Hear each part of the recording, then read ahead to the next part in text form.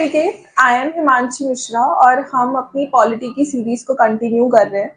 Last video में हमने देखी थी हमारी कॉन्स्टिट्यूएंट असेंबली और सोर्सेस ऑफ इंडियन कॉन्स्टिट्यूशन, है ना। तो कॉन्स्टिट्यूएंट असेंबली किस तरीके से फॉर्मेशन हुआ था, है ना। अगस्त ऑफर आया 1940 में, उसके बाद अगस्त ऑफर के बाद में क्रिप्स मिशन आता है 1942 में। क्रिप्स मिशन जो था वो मुस्लिम लीग ने कंप्लीटली रिजेक्ट कर दिया था। उसके बाद में कैबिनेट मिशन प्लान आता है 1946 में और फाइनली हमारी कॉन्स्टिट्यूएंट असेंबली जो है वो बनती है। ओके, सो हमारा जो संविधान है, जब हम बात करते हैं तो संविधान को अपने आप में बनने में 2 साल लग गए थे। 2 साल 11 महीने और 18 महीने एंड 11 दिन, है ना, if I am not wrong. तो उसको बनने में इतना समय लग गया था, है ना। तो इसीलिए 1950 में हमने फाइनली जो है अपना कॉन्स्टिट्यूशन को अडॉप्ट किया है। तो प्रीएम्बल जो है, जो कि आपको देखने को मिलता है फर्स्ट पेज पे, तो हम कह सकते हैं कि प्रीएम्बल जो है वो कॉन्टेक्स्ट है ना, जो बता रहा है कि हमारे कॉन्स्टिट्यूशन के अंदर क्या क्या है, कौन सी चीजें हैं जो हमने ली हुई है, जिसके बेसिस पे हमारा पूरा कॉन्स्टिट्यूशन बना है। क्या हमारे आइडियल्स हैं, क्या हमारे एस्पिरेशंस हैं। आइडियल्स मतलब क्या, कि किस पे कौन से सिद्धांत है जिसके ऊपर हमारा कॉन्स्टिट्यूशन के प्रोविजंस जो है वो बने हैं, संविधान के प्रोविजंस। और एस्पिरेशंस जो है कि इन आइडियल्स पे चल के हमें ये वाले एस्पिरेशंस जो है वो अचीव करना है। ये बात हम प्रीएम्बल के थ्रू करते हैं, जैसे कि हम लोग डेमोक्रेटिक हैं, सोशलिस्ट हैं, सेक्युलर हैं, है ना। हमारा नेशन ऐसा है और ऊपर से हम लोगों को क्या करना है, हमें न्याय देना है, जस्टिस देना है लोगों को, economic justice, social justice, political justice, है ना। एंड इक्वालिटी जो है वो प्रिवेल करनी चाहिए नेशन में। तो ये सब जो है वो आपके प्रीएम्बल के अंदर मेंशन्ड है। Okay, so what is the preamble? Preamble है क्या? तो it is basically the context of the constitution. ये जो है वो क्या है? कॉन्टेक्स्ट है कॉन्स्टिट्यूशन का। जैसे कोई भी आप किताब खोलते हो और उसके फर्स्ट पेज पे आपको उसके चैप्टर दिखता है, उसका कंटेंट दिखता है ना। Preamble is that for the constitution, है ना। कि वो कॉन्स्टिट्यूशन का फर्स्ट पेज है एक तरीके से, कि क्या क्या कॉन्स्टिट्यूशन के अंदर है, ये सब जो है हमारे प्रीएम्बल में मेंशन है। ओके, सो अभी बिना टाइम वेस्ट करे हम स्टार्ट करते हैं। सो अगर आप देखोगे तो ये हमारा प्रीएम्बल है, इसको एक बार पढ़ते हैं। इसमें क्या बोला है? We the people of India, मतलब हम लोग, है ना, हैविंग solemnly resolved to constitute India, हमने निर्णय लिया है कि हम इंडिया को बनाएंगे अ सोवरीन, है ना, सोशलिस्ट, सेक्युलर, डेमोक्रेटिक रिपब्लिक, है ना। ये सब क्या है हमारे? ये सब है हमारे इंडियन रिपब्लिक किस पे बेस्ड है, ये सब इसमें बताया गया है। जस्टिस मतलब जस्टिस दी जाएगी, न्याय दिया जाएगा। सोशल, इकोनॉमिक एंड पॉलिटिकल, चाहे वो सामाजिक हो, चाहे वो आर्थिक हो, चाहे वो पॉलिटिकल हो, राजनीतिक हो। ओके, लिबर्टी, लोगों के पास में, हमारी कंट्री के अंदर जो लोग रह रहे हैं उनके पास में ये दायित्व होगा, ये दायित्व नहीं कह सकते, ये लिबर्टी वी कैन से, कि ये हक होगा उनका कि वो जैसा चाहे वो सोच पाए, जो सोच रहे हैं उसको एक्सप्रेस कर पाए, बिलीफ्स रख पाए, है ना। जैसे कि फॉर एग्जाम्पल जिसकी जो सोच है वो ऐसा सोच सकता है, ये बिलीफ है उसका, है ना। फेथ, विश्वास रख पाए। और वर्शिप, जो जैसा उनका जिस तरीके का वो धर्म मानते हैं उसको भी वो लोग प्रैक्टिस कर सकते हैं, है ना। इक्वालिटी जो होगी लोगों की, किस चीज में इक्वालिटी? स्टेटस एंड अपॉर्चुनिटी, जो मौके लोगों को मिले जा रहे हैं, या फिर हम कह सकते हैं जो स्टेटस होगा लोगों का, economic status you can say, कि उसमें इक्वालिटी जो है वो पूरी लाने की कोशिश करेंगे। हालांकि आई नहीं है अभी भी, all there is so much disparity in the society, बहुत ज्यादा भेदभाव है। मतलब there is a rich class, privileged class, and then there is poor class, but still the government is trying to do what, कि government जो है वो पूरी कोशिश करती है, सरकार, कि ये वो जो डिस्पैरिटी को है वो इक्वल लेवल पे लाने की कोशिश करे। तो इसलिए equality of status and opportunity, and to promote among them all fraternity. Fraternity का मतलब सेंस ऑफ ब्रदरहुड, कि हम सब जो है वो भाई हैं, यूनिटी है हम लोगों के बीच में, और हम लोग जो है वो एक ही मिट्टी से पैदा हुए हैं। That is fraternity, assuring the dignity of the individual, कि हर एक इंडिविजुअल की इज्जत की जाएगी, and the unity and integrity of the nation, है ना, और नेशन की भी इज्जत की जाएगी। इन आर कॉन्स्टिट्यूएंट असेंबली, हमारी कॉन्स्टिट्यूएंट असेंबली में दिस 26 डे ऑफ नवंबर, मतलब 26 नवंबर 1949 को उन्होंने अडॉप्ट किया, अनाक्ट किया और दिया क्या, ये संविधान। ओके, सो ये सब जो है वो मेंशन्ड है किसके अंदर, preamble के अंदर, that we the people of India having solemnly resolved to constitute India into a sovereign, socialist, secular, democratic republic and to secure all its citizens justice, social, economic, political, liberty of thought expression, belief, faith and worship, equality of status and opportunity, and to promote among them all fraternity, assuring the dignity and unity and integrity of the nation. In our Constituent Assembly, this 26th day of November 1949 do hereby adopt, enact and to give ourselves this constitution. Okay, अब एक एक चीज इसके अंदर देखते जाते हैं। सबसे पहले ये प्रीएम्बल का ओरिजिनेशन हुआ कैसे था, कैसे आया प्रीएम्बल, है ना। तो ऑब्जेक्टिव रिजोल्यूशन जवाहरलाल नेहरू ने 13 दिसंबर 1946 में 1946 में उन्होंने मूव किया था, है ना। ऑब्जेक्टिव रेजोल्यूशन उन्होंने प्रेजेंट किया था जिसमें उन्होंने आइडल्स और एस्पिरेशंस की बात कही थी। आइडल्स क्या, कि कौन से ऐसे हमारे हम कह सकते हैं प्रिंसिपल्स होंगे, सिद्धांत होंगे जिसपे हमारा देश बनेगा और हमें क्या अचीव करना है, हमें क्या प्राप्त करना है लोगों के लिए, है ना, इसकी उन्होंने बात की थी। तो प्रीएम्बल जो है वो इन्हीं आइडल्स और एस्पिरेशन पे बना हुआ है। ओके, तो सबसे पहला पॉइंट, फर्स्ट पॉइंट है कि ओरिजिन कहां से हुआ प्रीएम्बल का।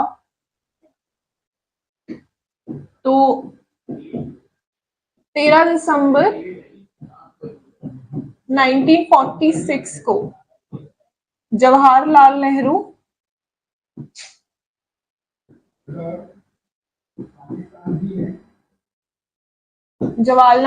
जो थे उन्होंने ऑब्जेक्टिव रिजोल्यूशन मूव किया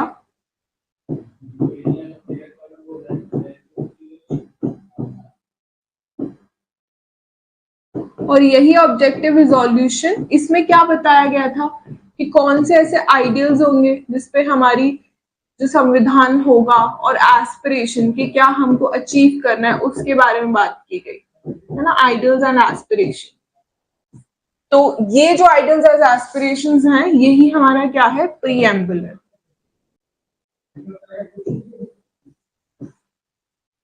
फिर उसके बाद में 22 जनवरी 1947 को ये जो प्रीएम्बल था वो अनएनिमसली, मतलब हम कह सकते हैं अनऑफिशियली अडॉप्ट कर लिया गया था 22 जनवरी 1947 को, ठीक है। फिर उसके बाद में हम कह सकते हैं कि अब सबसे पहले बात करते हैं हमारे आइडल्स क्या है। आइडल्स हमारी ये है, ये जो दिया हुआ है ना इस पे, कि हमारा संविधान, हमारी कंट्री जो है वो ऐसी होनी चाहिए, है ना, कि sovereign, socialist, secular, democratic and Republic. तो यहाँ पे किसकी बात की जा रही है, यहाँ भारतीय रिपब्लिक की बात की जा रही है, इंडियन रिपब्लिक की बात की जा रही है। तो इसे ही देखते हैं सबसे पहले, है ना, Indian Republic.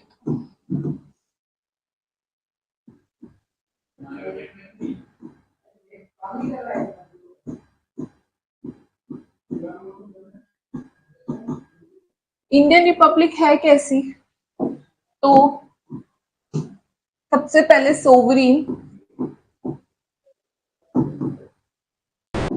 Then socialist,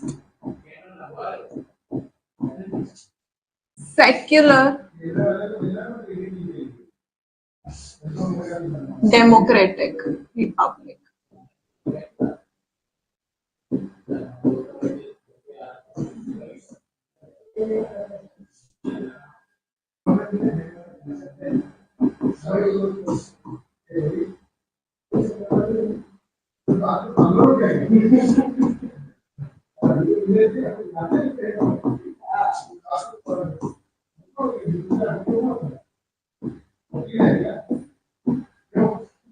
okay, ये जो है वो हमारी इंडियन रिपब्लिक है, सोवरीन, सोशलिस्ट, सेक्युलर, डेमोक्रेटिक, है ना।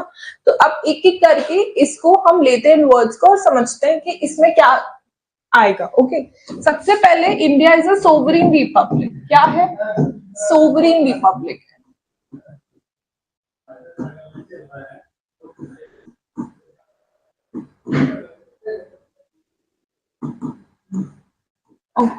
तो सोवरेन रिपब्लिक से मतलब क्या है? सोवरेन रिपब्लिक से मतलब है ऐसा नेशन, ऐसा देश जिसमें उसका जो लीडर है, देश का जो प्रधानमंत्री है, जो राष्ट्रपति है, वो उस नेशन का ही मतलब जो नेशन चला रहा है, जो देश चला रहा है, वो उसी देश का आदमी है।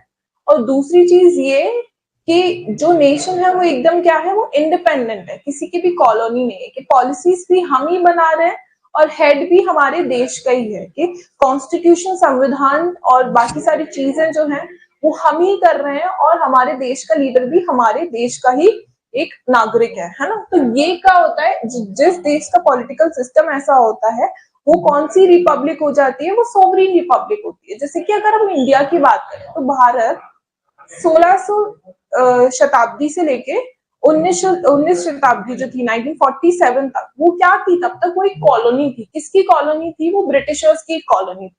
उसके बाद में 1946 में फाइनली हमें कॉन्स्टिट्यूएंट असेंबली बनाने का मौका मिला। तो 1946 से लेके 1947 तक हम लोग क्या हो गए, हम लोग डोमिनियन स्टेटस हमें मिल गया। डोमिनियन स्टेटस का मतलब क्या, कि हमारे देश में जो कानून बन रहा है, जो कानून को चला रहा है, और जितनी भी सारी एडमिनिस्ट्रेटिव पॉलिसीज, प्रोसीजर्स हो रहे हैं, एडमिनिस्ट्रेटिव बॉडी जो है वो लोग तो हमारे देश के हैं, लेकिन हेड कौन है, वो कोई और देश का आदमी है ना। तो वो क्या होता है, डोमिनियन हो जाता है। लेकिन 47 के बाद क्या हुआ कि एडमिनिस्ट्रेटिव बॉडी जो थी देश की, वो कौन थी, देश के ही लोग थे, और लीडर कौन था, वो भी देश का ही था। तो ये क्या हो गया, ये सोवरेन रिपब्लिक हम बन गए इसके चलते, है ना। तो इसी का मतलब होता है सोवरेन, है ना। So we are the sovereign republic, ठीक है। उसके बाद में बात करते हैं हम सोवरेन रिपब्लिक के अंदर कि क्या मतलब, जैसे कि for example we are also the member of united nation organization. हम लोग जो है वो IMF से भी जुड़े हुए हैं, है ना। वर्ल्ड हेल्थ ऑर्गेनाइजेशन, बहुत सारी ऐसी फॉरेन पॉलिसीज हैं और मेंबरशिप कमिटीज हैं जिससे हम जुड़े हुए हैं। तो क्या ये किसी भी हक तरीके से, कॉमनवेल्थ नेशन से भी हम जुड़े हुए हैं, हमने अपने तोड़ दिया था उसे, फिर 49 में जवाहरलाल नेहरू ने फिर से हम उसके पार्ट हो गए इनके थ्रू, है ना। सो क्या ये हमारे देश का जो सोवरीन जो नेचर है उसको क्या वो तोड़ रहा है? तो नहीं तोड़ रहा है, बिल्कुल नहीं तोड़ रहा है। ओके, सो बिकॉज क्यों, क्योंकि हम अपनी मर्जी से उनके साथ जुड़े हुए हैं। अगर हमें ऐसा लगता है कि नहीं, हमें अब नहीं इसका पार्ट रहना है, तो हम डिसॉल्व भी कर सकते हैं, डिनाउंस भी कर सकते हैं membership. Okay, so that's why we can say we being a part of any country या commonwealth nation या world health organization या WHO, IMF, world trade organization does not confide with our sovereign status. Okay, हम ऐसा कह सकते हैं, बिल्कुल कह सकते हैं। ओके, उसके बाद में एक और मैं अगर बात करूं तो इनिशियली क्या था, ये तो हो गया हमारा सोवरीन। एंड उसके बाद में बात आती है सोशलिस्ट रिपब्लिक की। सोशलिस्ट का मतलब क्या होता है, कि सोशलिस्ट का मतलब ये होता है कि जो हमारे देश के अंदर प्राइवेटाइजेशन जो है वो ना होना, कैपिटलिज्म ना होना, दैट इज सोशलिस्ट सही मतलब में अगर इसको देखें तो दो बिलीफ्स थे, एक तो मार्क्स का था, कार्ल मार्क्स का, दूसरा था गांधी का। ओके, कार्ल मार्क्स जो था वो ऐसा चाहता था कि मतलब दो क्लासेस होती हैं, एक तो वो जिनके पास में सब कुछ है ना, और दूसरे होते हैं दूसरी क्लास जिनके पास कुछ भी नहीं है। तो कार्ल मार्क्स का कहना था, उस सोसाइटी में जहां पर एक क्लास के पास बहुत ज्यादा है तो उनसे छीन के आप दूसरों को भी दे सकते हो, है ना। तो that was the marks belief, है ना। मार्क्स ऐसा मानता था, मार्क्स का सोशलिज्म ऐसा था। लेकिन गांधी किस विश्वास के थे, उनका ऐसा था कि देश का कानून ऐसा होना चाहिए कि जो डिप्राइव्ड से डिप्राइव्ड क्लासेस है उनको जो है वो सब कुछ मिलना चाहिए, है ना। तो वो देश जो सोशलिस्ट नेशन होता है वहां पे मिक्स्ड इकोनॉमी आपको देखने को नहीं मिलती है। मिक्स्ड इकोनॉमी का मतलब क्या, कि वहां पे जहां पे कैपिटलिज्म भी है, साथ साथ में गवर्नमेंट रन कंपनीज भी हैं, मतलब प्राइवेट ऑर्गेनाइजेशंस भी हैं और साथ साथ में गवर्नमेंट ऑर्गेनाइजेशंस भी हैं, ऐसा। वो नेशन, ओके।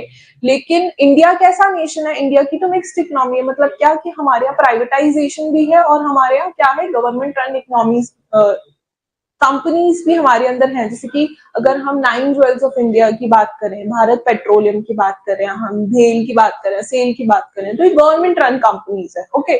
सो ऐसा भी है हमारे देश के अंदर। रेलवेज जो है वो गवर्नमेंट के अंदर आता है पूरा, लेकिन एयरवेज जो है वो हमारा प्राइवेट हो चुका है ना।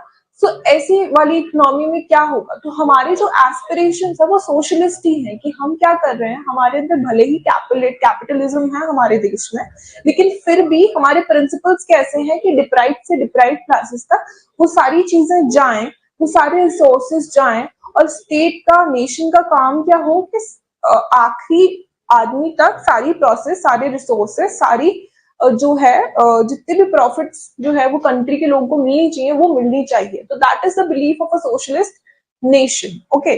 फिर उसके बाद में आता है सेक्युलर रिपब्लिक, ठीक है। तो सेक्युलर रिपब्लिक की अगर आप बात करो तो 3 तरीके के नेशन होते हैं। एक तो रिलीजियस नेशन होता है ना, दूसरा इररिलीजियस नेशन होता है, और तीसरा होता है सेक्युलर नेशन।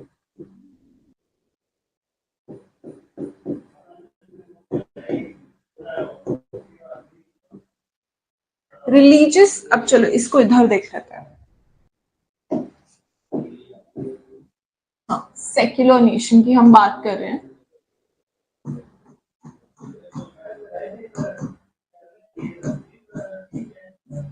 सेक्युलर नेशन के अंदर हम बात कर रहे हैं कि एक तो रिलीजियस नेशन होगा, दूसरा होगा इररिलीजियस, और तीसरा होगा सेक्युलर, ओके। रिलीजियस नेशन का मतलब क्या है? यहाँ पे रिलीजियस नेशन से मतलब है कि एक तो ये नेशन जो है, ये देश जो है, ये भगवान को मानता है ना।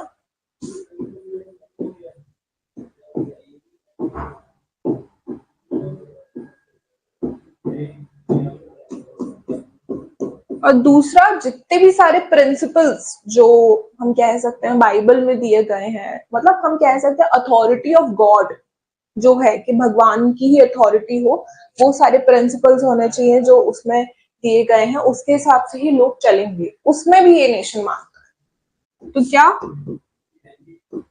अथॉरिटी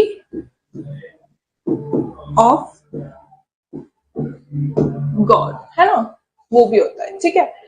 फिर इसके बाद में होता है दूसरा रिलीजन, कि जिसमें कि स्टेट जो है वो रिलीजन से एकदम अलग है, कि स्टेट ऐसा नहीं बोल रही है कि हाँ, कि हम लोग जो है वो सारे रिलीजन्स को हमारे लिए एक समान है, सारे रिलीजन को हम विश्वास कर रहे हैं, और सारे देश के जो लोग हैं उनको अपना रिलीजन, उनको अपना धर्म प्रोपेगेट करने का हक है हमारे देश में, है ना। जिस भी तरीके से वो चाहे वो पूजा कर सकते हैं, थॉट्स रख सकते हैं, और अगर वो सिख हैं तो they can wear the turban, if they are I mean if someone is Muslim तो दे कैन वेयर द हिजाब। इस तरीके जो देश है उसमें ये विश्वास नहीं मानते, मतलब क्या कि ये भगवान पे तो मानते हैं लेकिन अथॉरिटी की गॉड नहीं मानते हैं। मतलब हम ये कह सकते हैं कि ये वाले जो इररिलीजियस नेशन है, इसके अंदर भगवान और जो कॉन्स्टिट्यूशन है वो दोनों एकदम अलग अलग होते हैं, है ना, इस देश के अंदर।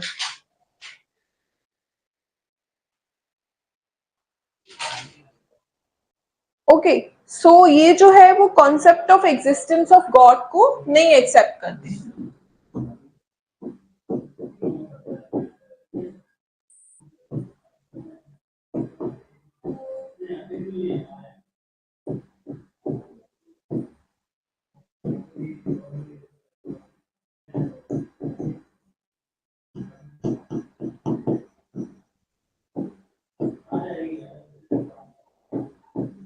ओके, ये अब दूसरा है सेक्युलर नेशन। सेक्युलर नेशन क्या है कि ये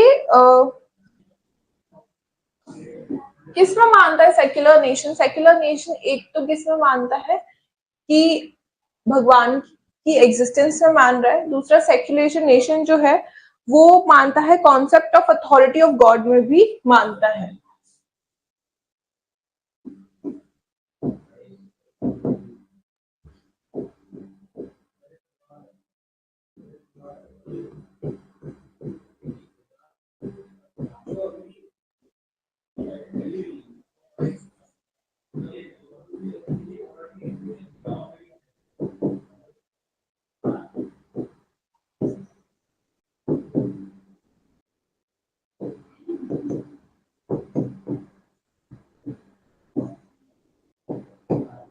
ओके, अब इसके बाद अगर हम बात करते हैं कि देखो रिलीजियस नेशन, तो आप ऐसा बोल दोगे कि जो बांग्लादेश है, जो पाकिस्तान है, वो रिलीजियस नेशन है क्योंकि उनका एक रिलीजन है देश का, दैट इज इस्लाम।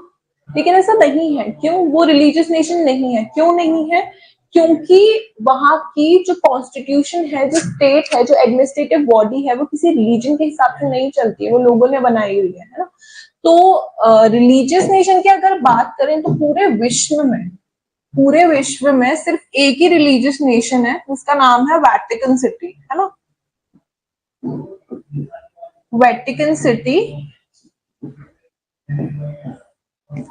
है ना। वेटिकन सिटी जो है वो सिर्फ ऐसा देश है जो रिलीजियस नेशन है, जहाँ पे जो है क्या बोलते हैं, फादर्स जितने भी सारे हैं वो रहते हैं, और ये पूरा स्टेट जो है वो बाइबल के हिसाब से, जो भी प्रिंसिपल्स बाइबल में दिए गए हैं, है ना, उसके हिसाब से ये देश चलता है। इसलिए इसकी पॉपुलेशन भी बहुत कम है, ये सबसे छोटा देश भी है ना।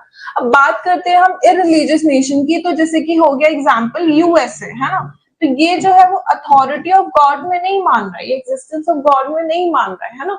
इसने कॉन्स्टिट्यूशन को, संविधान को और भगवान से बिल्कुल ऐसे अलग कर रखा है, तो that is why it is an irreligious nation. लेकिन जब हम भारत की बात करते हैं तो हमारा देश जो है वो कैसा है? सेक्युलर है। क्यों? क्योंकि हम जो है वो सारे भगवानों की एग्जिस्टेंस को भी मानते हैं, एट द सेम टाइम हमारे देश में हर एक धर्म को ये हक है कि वो अपना धर्म जो है वो उसको प्रोपेगेट कर सकते हैं, और वो जो धार्मिक विचार जो अपने दिमाग में लाना चाहे उन्हें भी ला सकते हैं। फिर उसके बाद उन विचारों के साथ में वो जिस तरीके से काम करना चाहते हैं, मतलब एक्सटर्नल रिलीजियस एक्सप्रेशन जो है वो भी कर सकते हैं, पूजा करना चाहते हैं वो भी कर सकते हैं, है ना। अपने फेस्टिवल्स को किसी भी तरीके से सेलिब्रेट भी कर सकते हैं, जब तक वो किसी और इंसान को हर्ट नहीं करता है तब तक। Okay, so that is why we can say कि we are a secular state, है ना। सेक्युलरिज्म की जब अब बात आती है, तो सेक्युलर की जब बात आती है, तो सेक्युलर जो कॉन्सेप्ट है वो हमने वेस्टर्न फिलोसफी से लिया है। लेकिन अगर सही मायने में अगर अभी देखा जाए तो वेस्टर्न कंट्रीज जो हैं उनको सेक्युलरिज्म के बारे में हमसे सीखना चाहिए। क्यों? क्योंकि हमारे देश में हम हर एक इंसान को हक है ऐसा कि वो जिस तरीके से चाहे उस तरीके से अपने धर्म को प्रोपिगेट कर सकता है ना। We believe in all the religion and we also support all the religion. Okay, so इस तरीके से इंडिया जो है वो क्या है? सेक्युलर स्टेट है। और इंडिया में देवनागरी वर्जन जो है उसका पंथ निरपेक्षा, सेक्युलरिज्म के लिए हम कॉन्स्टिट्यूशन में टर्म यूज करते हैं, दैट इज पंथ निरपेक्षा, है ना। और फिर इसके बाद में आता है डेमोक्रेटिक रिपब्लिक। सो डेमोक्रेटिक रिपब्लिक से मतलब क्या है कि हमारे यहाँ लोगों के पास ये आजादी है कि वो अपना जो लीडर है उसको खुद चुनते हैं। हमारे यहाँ पार्लियामेंट्री फॉर्म ऑफ गवर्नमेंट है ना। उसके बाद में हमारे पास लोगों के पास ये हक है कि वो जैसा चाहे वो बोल सकते हैं, जहां चाहे वहां जा सकते हैं, जहां चाहे जैसे कपड़े पहन सकते हैं, है ना। एंड सो जिस तरीके की एजुकेशन चाहे वो ले सकते हैं। तो आर्टिकल 19 और 22 में जितने भी सारे आर्टिकल्स आते हैं फंडामेंटल राइट्स के अंदर, जिसको हम कहते हैं राइट टू फ्रीडम के अंदर जितने भी सारे क्लॉजेस हैं, वो सब हमारे डेमोक्रेटिक रिपब्लिक में आएंगे। कि जुडिशियल रिव्यू है हमारे, पार्लियामेंट्री फॉर्म ऑफ गवर्नमेंट है हमारे, फंडामेंटल राइट्स का कॉन्सेप्ट है ना। उसके बाद में सोशियो इकोनॉमिक जो है राइट्स लोगों के, वो भी फुलफिल कर रहे हैं। In part 4 of the directive principle of the state policy के थ्रू हम सोशियो इकोनॉमिक कंडीशंस जो है लोगों की, उसको भी हम फुलफिल करना चाह रहे हैं, है ना। So that is why we can say कि we are the democratic republic. ठीक है, तो ये हमारे क्या है? ये हमारे आइडल्स हैं, जो कि जिसके बेसिस पे हमारा जो है वो स्टेट बना है। और इन्हीं आइडल्स के थ्रू हम जस्टिस, लिबर्टी, इक्वालिटी, फ्रेटर्निटी जो है वो हम अचीव करेंगे। उसके बाद में कुछ वर्ड्स हैं, ओके। कौन कौन से वर्ड्स हैं? सबसे पहले तो हमारा है इंटेग्रिटी, सबसे पहला हमारा सेक्युलर, है ना, और integrity, unity and integrity of the nation,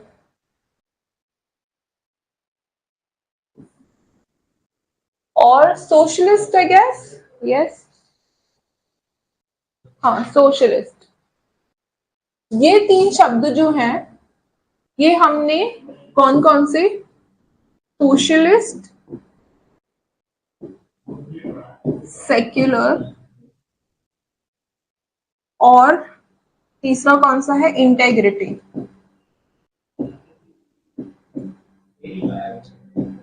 ये 42nd constitutional amendment act,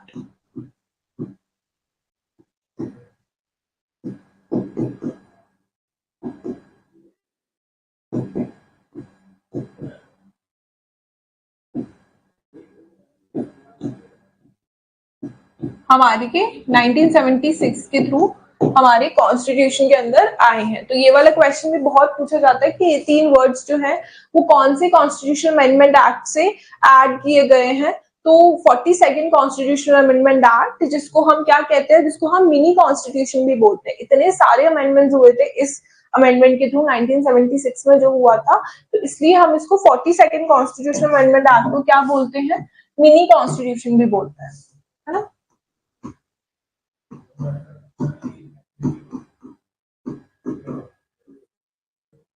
Also known as mini constitution.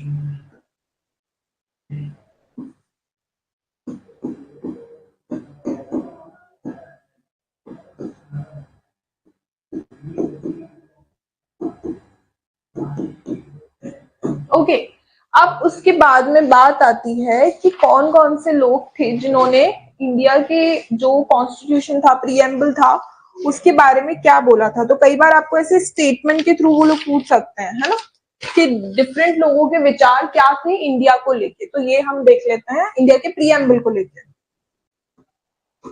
हाँ, सो इन द ओपिनियन ऑफ के एम मुंशी जो थे, उन्होंने ऐसा बोला था कि प्रीएम्बल जो है वो क्या है, हॉरोस्कोप है एक तरीके से, इसका कॉन्स्टिट्यूशन का, है ना, पॉलिटिकल का, सॉरी। तो के एम मुंशी ने बोला था कि प्रीएम्बल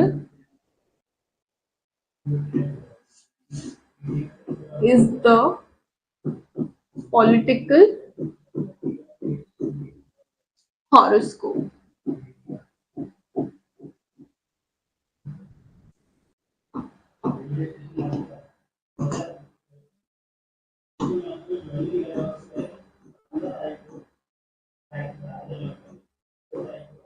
ठीक है, उसके बाद में अर्नेस्ट बार्कर ने बोला कि प्रीएम्बल जो है वो चाबी है कॉन्स्टिट्यूशन के, इंडिया के लिए संविधान की चाबी है, हम कह सकते हैं। तो अर्नेस्ट बार्कर ने क्या बोला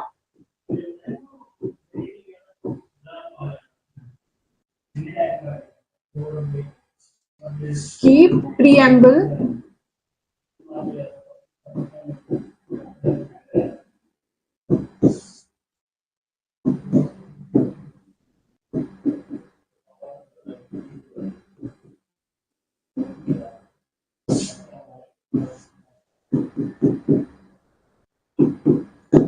ठीक है। उसके बाद में ठाकुरदास भार्गव एंड सुभाष कश्यप ने बोला कि प्रीएम्बल जो है वो क्या है, वो सोल है, आत्मा है इंडियन कॉन्स्टिट्यूशन की।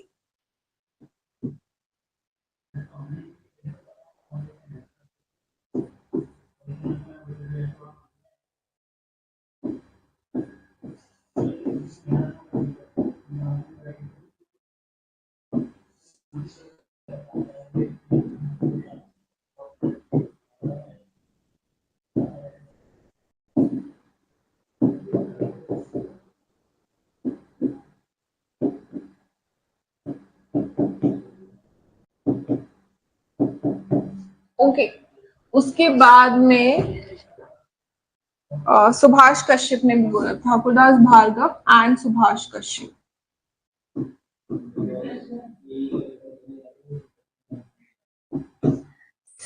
बात करते हैं NA पालकीवाला की। उन्होंने बोला कि प्रीएम्बल जो है वो आइडेंटिटी कार्ड है कॉन्स्टिट्यूशन का, संविधान का।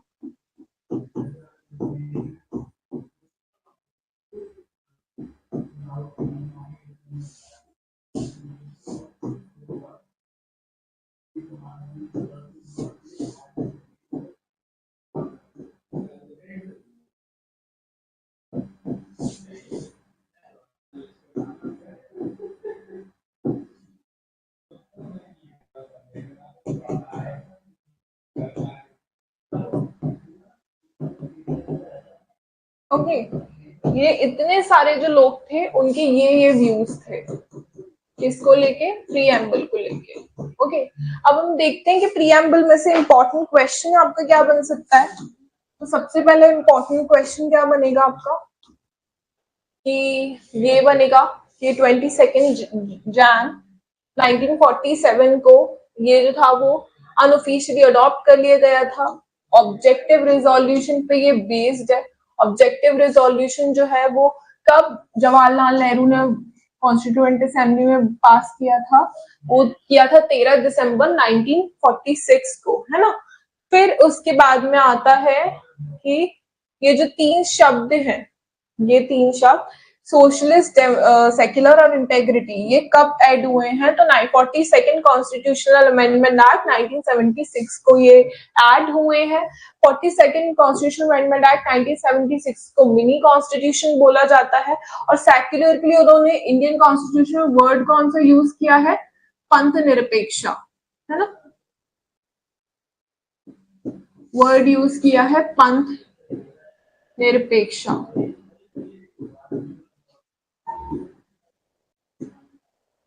ओके, सो ये भी आपको याद रखना है। Okay, so that's it for today, that's it for preamble, and we will meet in the next class. We will continue the next class in the next session, जिसमें हम आगे के टॉपिक्स को पढ़ने वाले हैं। अगर आपने पिछली वीडियोस नहीं देखी हैं तो आप जाके देखिए। Okay, thank you very much, meet you in the next class.